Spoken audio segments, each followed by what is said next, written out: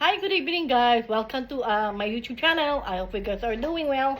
Happy Thanksgiving to everyone, each of you.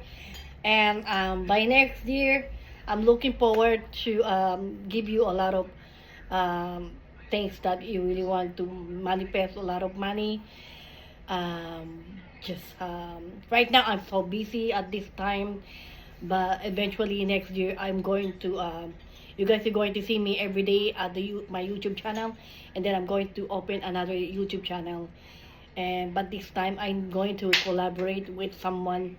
Excuse me, someone that I know, or either it could be my friend or my kids. But however, my kids, they're not really into.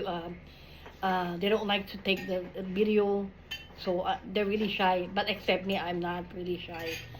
Um, and I want to thank you guys for each one of you. I really do appreciate everything, guys. I have a book. I have a book, Psychic.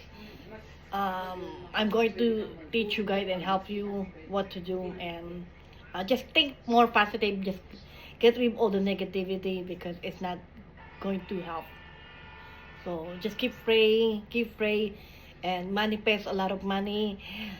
By the way, like Mercury retrograde, I think it could be like Pisces. No, Mercury retrograde. It's Sagittarius.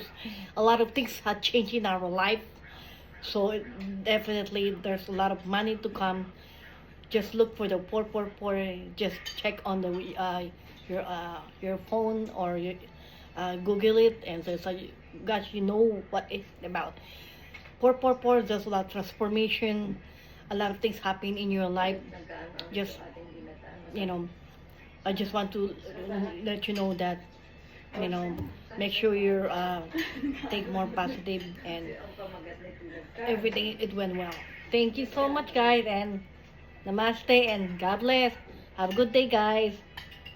Ito, you want to drink wine. Thank you. I love you all. Binuhat mo ganang